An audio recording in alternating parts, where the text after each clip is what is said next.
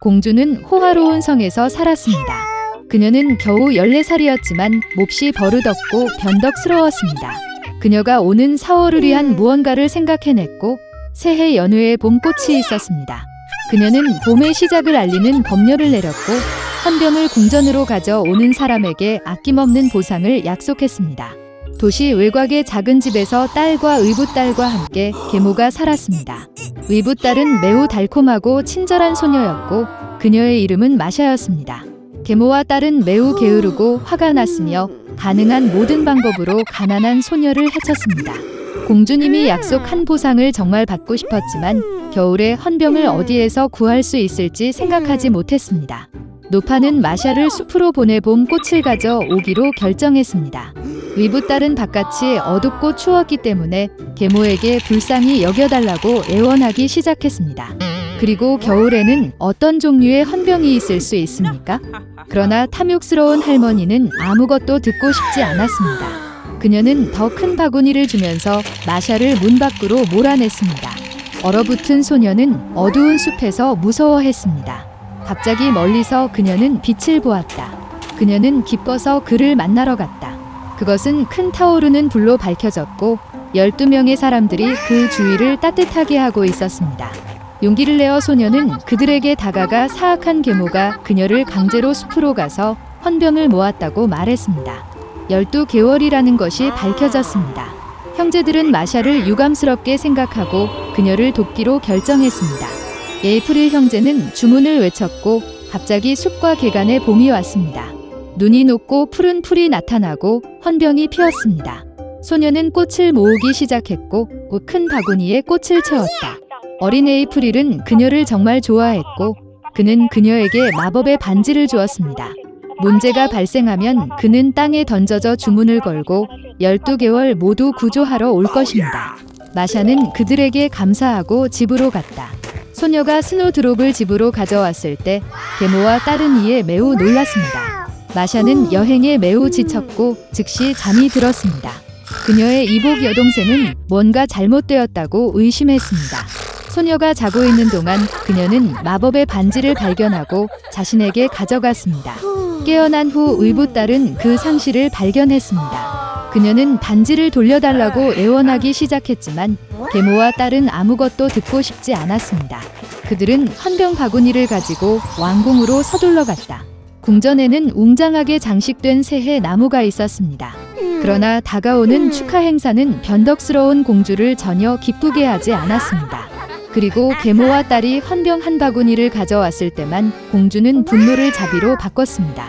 계모는 꽃이 어디에서 왔는지 명확하게 대답할 수 없었고 그녀는 의붓딸이 꽃을 모았다는 사실을 인정해야 했습니다. 공주는 즉시 스노드라프스와 함께 초원에 가기로 결정했습니다. 도중에 그녀는 불쌍한 마샤를 바라보고 그녀가 꽃을 딴 곳을 보여주었습니다. 소녀는 그것을 보여주겠다고 했지만 반지가 그녀에게 반환되어야만 했다. 그런 무례함에서 공주는 화가 나서 반지를 버렸습니다. 그러나 의붓딸은 주문을 걸었습니다. 즉시 강한 바람이 불고 천둥이 울리고 단풍이 떨어지고 눈이 내리기 시작했습니다. 노인 1월이 그들 앞에 나타났습니다.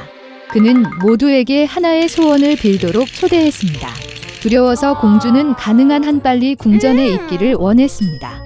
매셔는 겨울, 여름의 모든 것이 제자리로 돌아올 것을 소원했습니다. 계모와 그녀의 딸은 너무 얼어서 어떤 털로든 심지어 개의 털로 만든 털 코트를 원했습니다.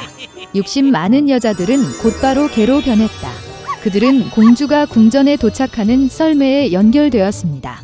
마샤는 형제들에게 도움을 주셔서 감사했습니다. 그들은 계모와 딸을 인간으로 되돌리겠다고 약속했지만 순종할 때만 가능했습니다.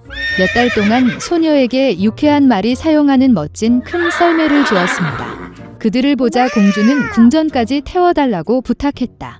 공주가 제발 이라는 말을 한 것은 그녀의 인생에서 처음이었습니다. 그리고 마샤는 기꺼이 동의했습니다. 옛날 옛적의 교활하고 자기애적인 여우가 울창한 숲에 살았습니다. 그녀는 모든 사람을 속였기 때문에 어떤 동물도 그녀를 믿지 않았고 그녀와 친구가 되기를 원하지 않았습니다. 얼마 지나지 않아 여우는 혼자 있는 것에 지쳤고 그녀는 이웃 학을 저녁에 초대했습니다. 처음에 크레인은 여우를 믿을 수 없다는 것을 기억하면서 거절했습니다. 그러나 여우는 그를 제외하고는 어느 동물도 그녀와 친구가 되고 싶어 하지 않는다고 그를 설득했다. 그리고 가장 중요한 것은 여우가 그를 가장 친한 친구로 초대했습니다. 크레인은 이 초대에 기뻐했고 잠시 후 방문했습니다. 여우가 만든 수프는 매우 향긋했습니다. 식탁을 차린 후 큰 접시에 음식을 뿌렸다. 여우는 학을 식탁에 초대하고 즐겁게 국을 먹기 시작했습니다.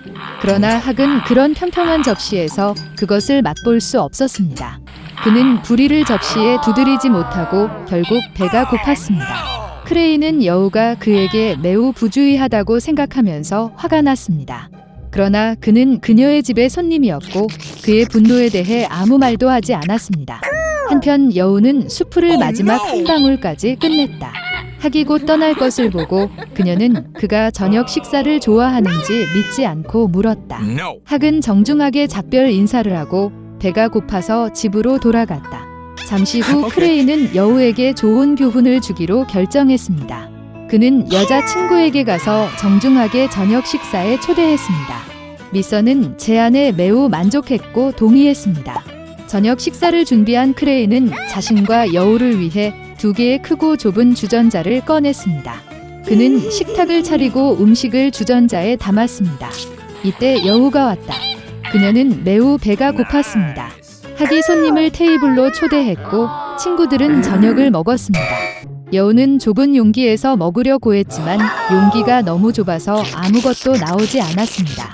한편 두루미는 긴 부리로 편하게 먹었다. 그가 끝났을 때 그는 여우가 성공적으로 먹지 않는 것을 보았습니다. 크레인이 저녁 식사를 좋아하는지 물었습니다. 그러나 여우는 주전자가 너무 좁고 길어서 아무것도 먹을 수 없다고 대답했습니다. 크레인도 비슷한 대답을 기대하고 있었습니다. 그는 여우에게 접시가 너무 납작해서 배고픈 집을 떠났다는 사실을 상기시켰다. 그리고 그녀는 자신의 실수를 깨달았습니다.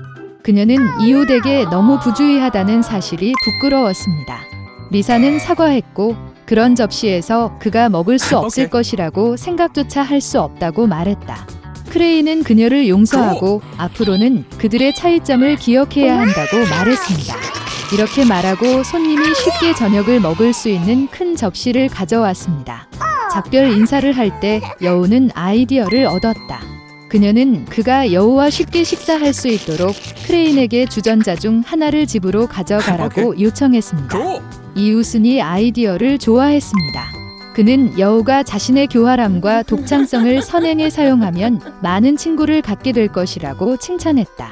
여우와 학은 즐겁게 웃었다. 그들은 그 이후로 가장 친한 친구였습니다.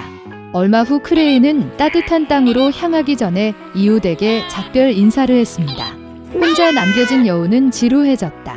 그러나 그녀는 학의 말을 결코 잊지 않았습니다.